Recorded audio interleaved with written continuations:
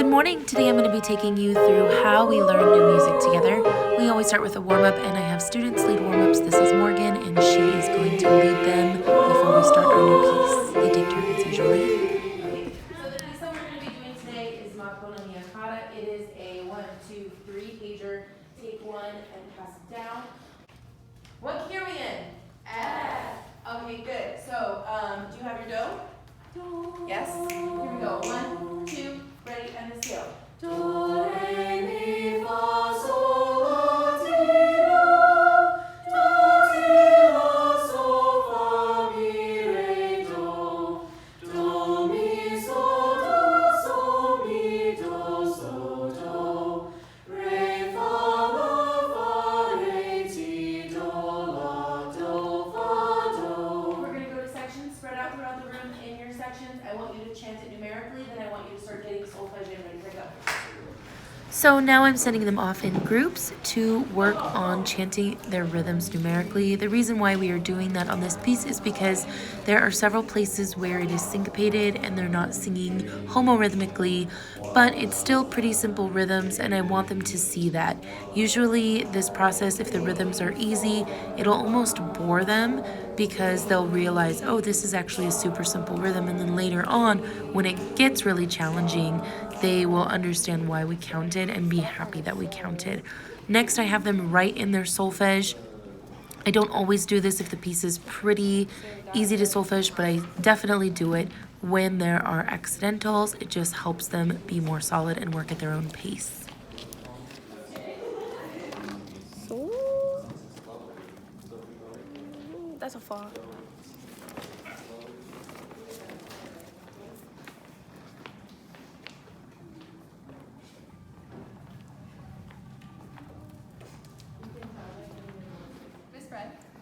Is it B natural fee? Yes, B flat is fa, so half step up is fee. Thank you. So once we have those solfege written in, then I have them work in their sections chanting it. So they're adding that rhythm and that solfege together, chanting them in rhythms, and just getting a sense of how it feels. I feel like chanting solfege is a very useful tool because it's layering that language one on top of each other. First the rhythm, then the solfege, and then next we're going to add the notes.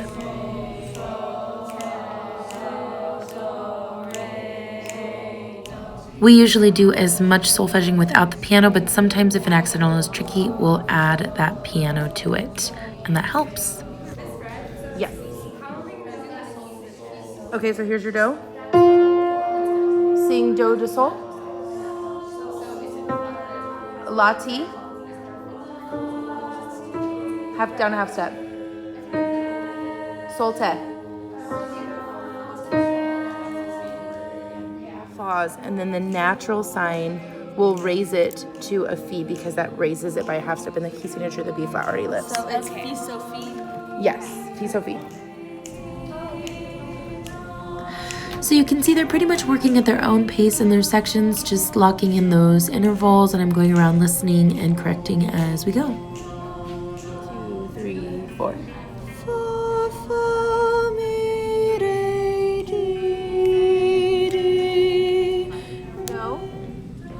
Now sing your starting note. So we're gonna take it about 1, 2, 3, 4.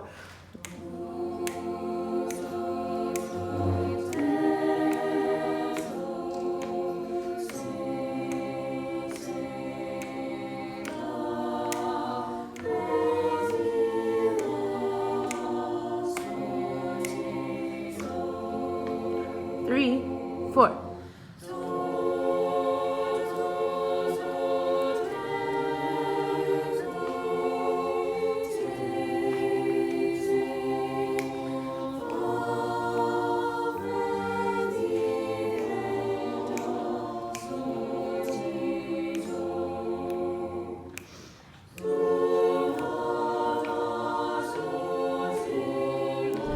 So they're doing pretty well, and I usually give them a couple of chances to do this because they'll make mistakes that they know they can fix, but then this gives me a sense of what I need to fix where we're sort of making mistakes, and then I correct them.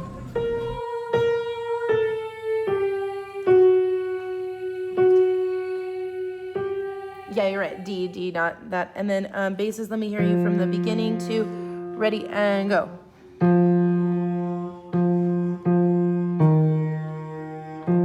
Who else is singing a te there? Alto. The altos are. So let's do alto and bass together. 2, ready, go.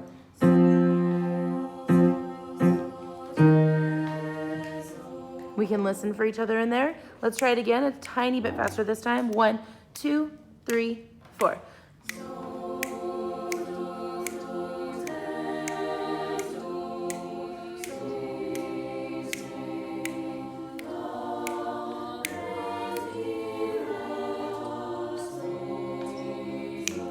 Two, three, four.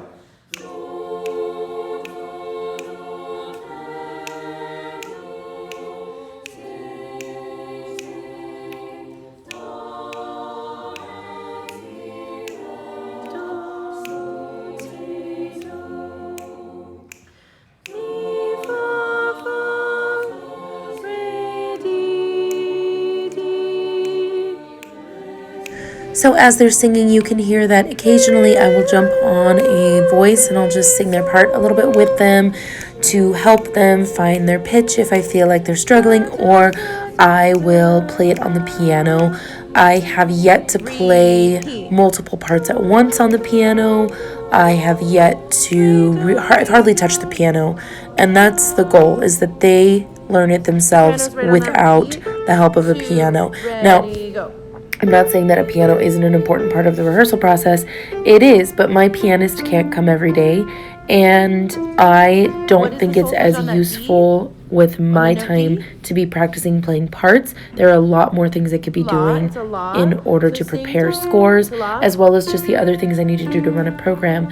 And I don't spend my entire prep practicing piano parts to bang out for them anymore because they rely on themselves. 1, 2, 3, 4.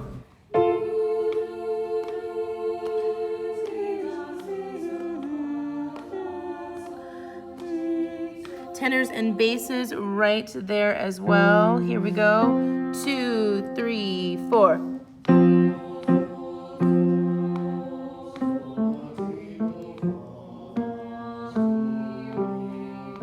Very nice all together. So once we put that together, then I start chanting the text at them, and then they repeat it after me.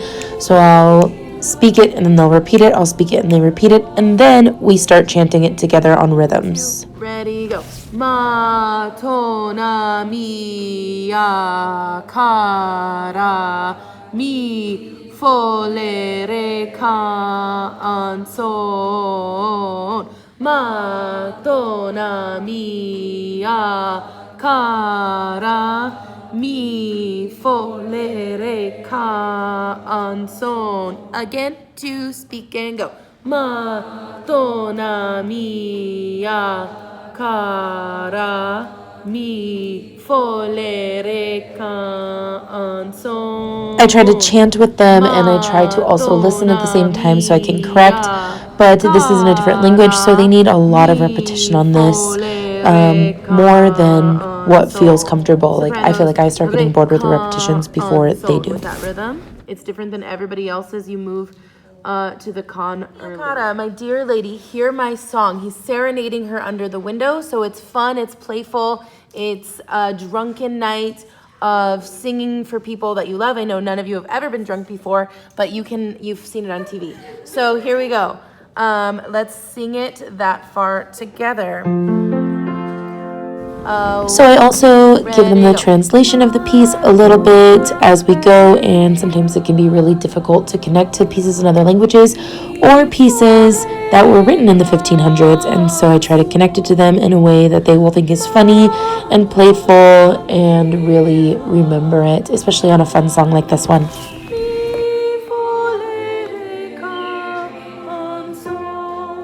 From Cantar Sotto. 1, 2, 3. Cantar sotto finestra, se buon compagnon, don don don, tiri tiri don don don, don don don, tiri diri diri don don don don. Very good. We're gonna sing from ver cantar. Here's your do. What's your note? Tenors. Basses. Very good. Ready? 1, 2, 3. And just a small detail that really helps is always using the correct pronunciation with every musical term. Sometimes it's really easy to just speak it in an English American accent and then only expect that of them when they're singing. But I feel like if I expect my language to always be pronouncing it correctly, they'll hear it more consistently and then they will sing it better every time. It'll also just get them used to hearing more foreign sounds. If I say, for example, forte instead of forte, that just helps them start hearing foreign sounds and getting more acclimated in their ears. It's a little detail, but I found that it really helps a lot, and I try to do it whenever I remember.